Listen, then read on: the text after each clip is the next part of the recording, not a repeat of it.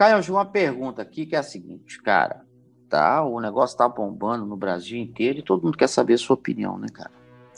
O que você acha, Caio, do Big Brother Brasil?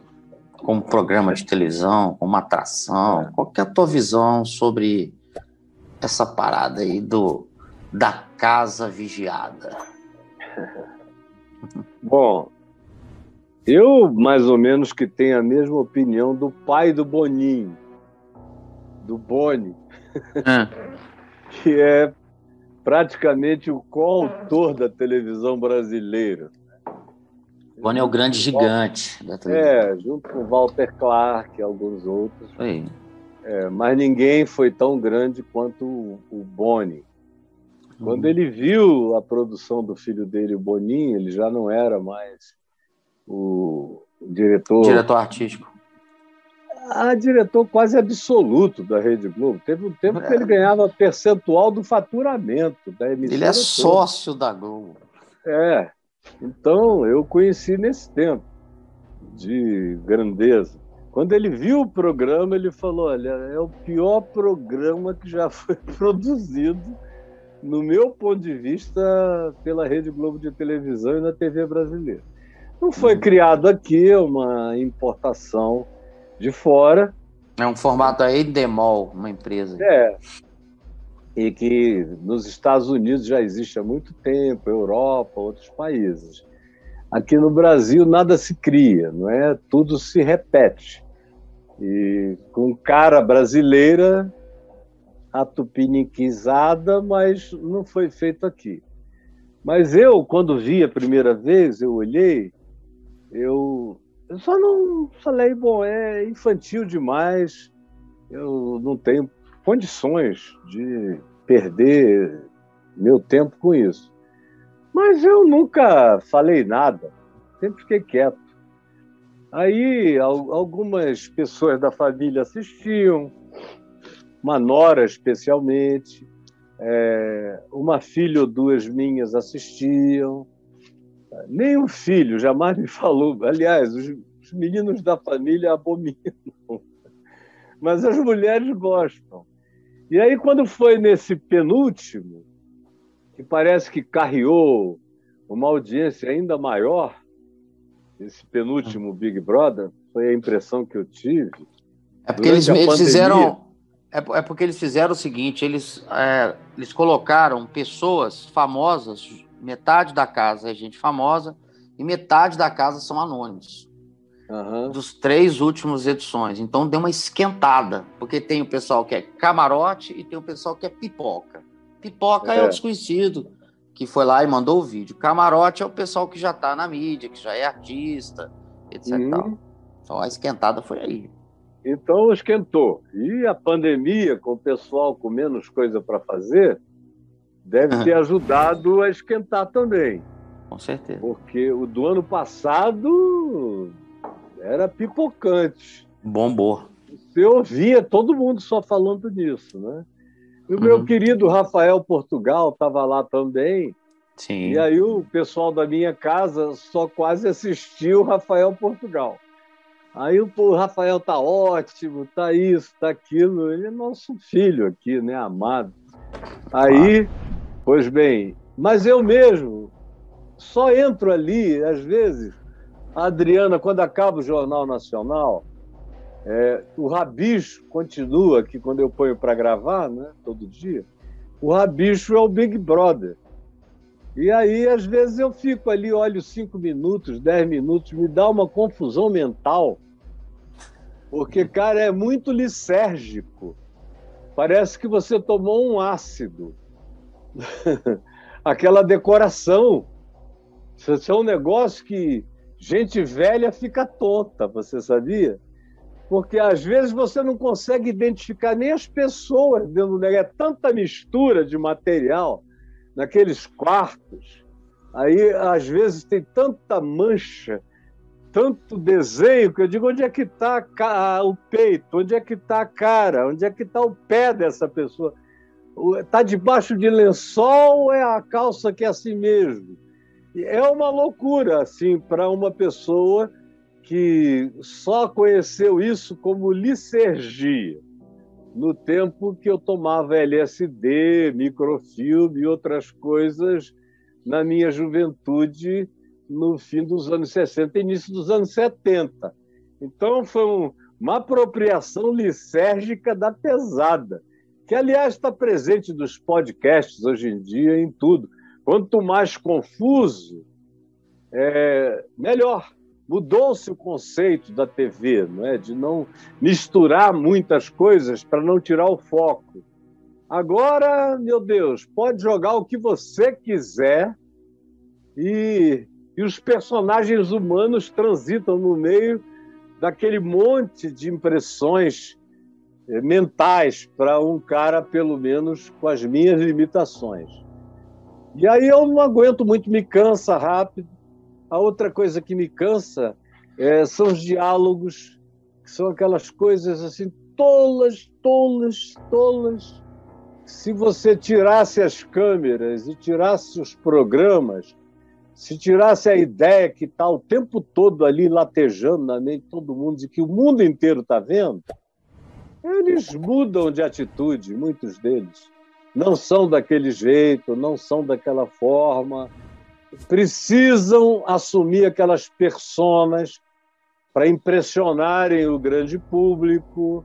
E aí vem a última coisa, que é a que mais me desagrada. Essa história que toda vez que eu vou lá estão falando de estratégia. Estratégia. Está pensando que só você tem estratégia? Eu também tenho. Aí não, essa estratégia é do fulano, mas o fulano tem estratégia tal. Tudo é estratégia. Aí fica aquele povo em casa, como você falou aí da pipoca, né? Na estratégia. E olha, eu venho observando esse negócio da estratégia há alguns anos, porque ela não começou agora. Esses últimos, eu parei para ficar mais atento em alguns momentos a esse papo de estratégia.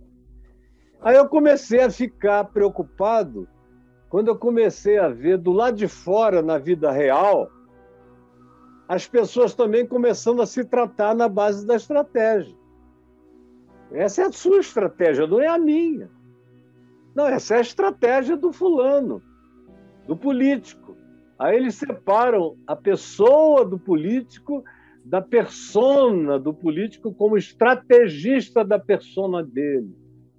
Aí vai entrando numa esquizofrenia que já não fica só dentro da casa, já vai para o casamento. Você fica ali, quantos meses dura aquilo? 3 meses? 3 meses. 3 meses vendo aquilo de manhã, de tarde, de noite. Tem gente que não sai dali, cara. É impressionante. Se muda para lá. Você fica 3 meses. Depois, quantos anos já tem? 20 anos? Ele tem 20, ele começou em 2001. Pois é, 21 anos. 21 anos. Vai fazer 22. 21 anos. Ouvindo sobre estratégia.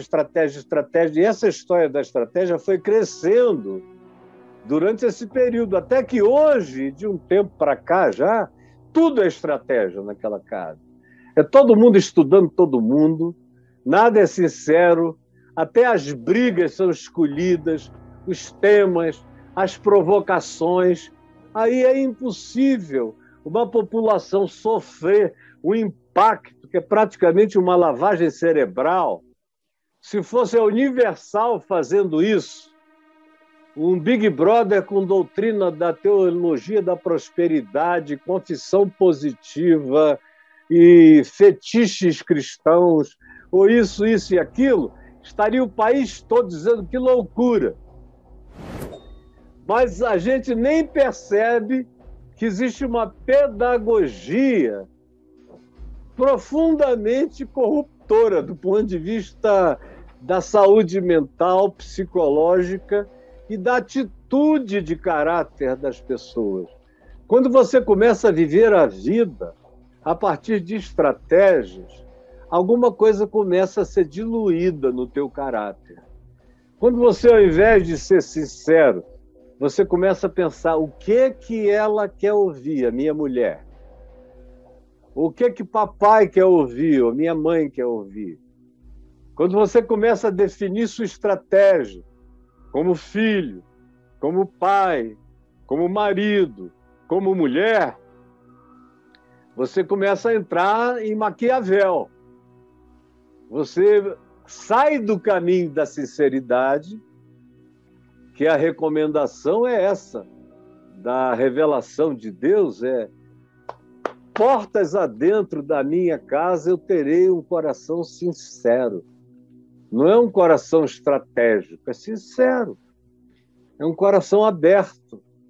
Porque sem verdade, ninguém se cura, ninguém se ajuda, ninguém se liberta e ninguém liberta o outro. Não é na base da estratégia, é na base do amor sensato, sábio, prudente. Não é estratégia, é prudência e sabedoria.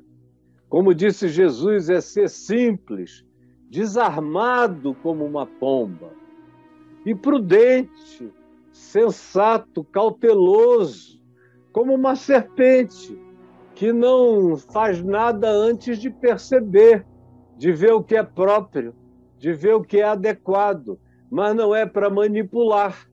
Então, o que eu sinto ali é que a estratégia é para manipular. Eu vejo gente dizendo, agora não, agora eu vou fazer o que é ruim, porque eu estou interessado nesse ponto em quebrar o fulano.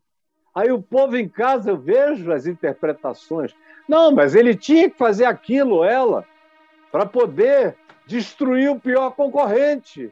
Mas você viu que depois ele mudou de conduta, ou ela mudou de conduta? E aí, o que prevalece é essa esquizofrenia que vai lidando com cada um conforme a guerra da hora. E eu até brincando aqui em casa, eu falei, olha, se me amarrassem, me jogassem aí dentro, provavelmente eu fosse ser o primeiro a sair, porque eu ia tratar todo mundo normal, com sinceridade, não ia pensar em câmera nenhuma, ia dormir o que eu precisar dormir, ia acordar, não ia ter obrigação de ficar brigando com ninguém, competindo com ninguém, contrariando ninguém, chocando ninguém, ensinando para ninguém.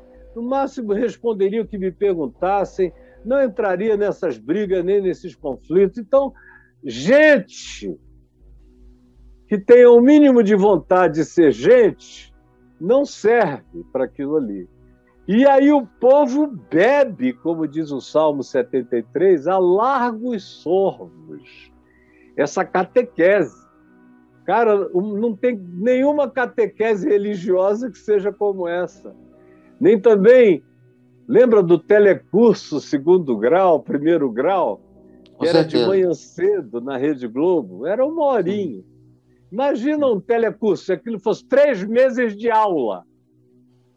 E se o interesse do povo fosse aprender mesmo, e aquilo fosse recursos para aprender divertidamente, o que causaria de mudança?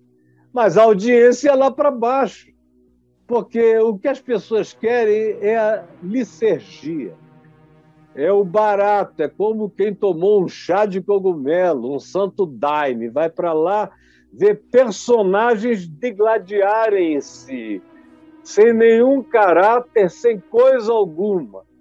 E se são tratados depois do jeito que eram lá, ficam morrendo de ódio. Porque dizem, não, aquilo era só meu personagem. Então eu acho que, desculpem, parece assim aquela falha de um velho, chato, mas eu só sou velho, mas não costumo ser chato. Eu não digo isso aqui em casa. Dei a minha opinião algumas vezes e dou. Na maioria das vezes, quando algum filho ou neto comenta, eu só acho graça. E eles já sabem o que eu penso. E, graças a Deus, nenhum deles usa desse tipo de expediente nas relações humanas. Mas eu tenho visto, e você pode testemunhar, a quantidade de pessoas que se tornaram seres de existencialidade Big Brotherana. O cara, quando desenvolve a existencialidade Big Brotherana, ou quando ele desenvolve a psicologia da estratégia Big Brotherana, aí, cara, a vida se torna uma mentira cada vez maior e ninguém ganha 1,5 milhão no final de nada. só perde confiança, perde respeito, perde um monte de coisas. Mas não me ouçam, não.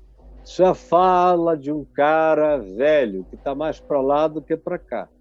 Mas quem quiser prestar atenção e olhar para si mesmo e para dentro da sua casa, e quem sabe até, eu não sugiro que ninguém fique lutando contra, mas eu sugeriria que você só advertisse, toma cuidado, para você não absorver de tal modo que você deixe de ser você e você vire um estrategista de personas que você vai desenvolvendo conforme as casas, os ambientes, o trabalho, a igreja, a família. Aí, de acordo com as casas, o cara vai virando aquela outra coisa para ganhar ponto, para passar melhor. E aí o que entra, no fim de tudo, é a mentira como representação de quem você não é. Essa é uma opinião simples, não estudada, não pesquisada, não coisa alguma. Só uma intuição, um sentimento que eu compartilho com vocês, mas não me queiram mal, por favor. Pessoal aqui, eu tenho nora, isso, aquilo que assistem. Algumas filhas vêm, como a Juliana, às vezes a Bruna, as amigas dela. Todo mundo dá uma olhadinha, mesmo quem não fica assistindo. E eu, só porque eu comecei a ver a transferência aumentada desse negócio cada vez mais para o mundo real, foi que me deu a vontade de responder isso. Do contrário, eu não teria nem respondido essa pergunta. Eu iria dizer, olha, é muito antipática, mas aí eu estaria usando de estratégia, e eu não estou aqui para agradar ninguém, eu estou aqui para tentar ser sincero com o que eu vejo, e é só por isso que eu estou respondendo. Nada contra o Boninho. Que, por sinal, é um cara fantástico. Né? Filho do pai dele, né? Pô, o cara tem a mãe. O cara tem a mãe.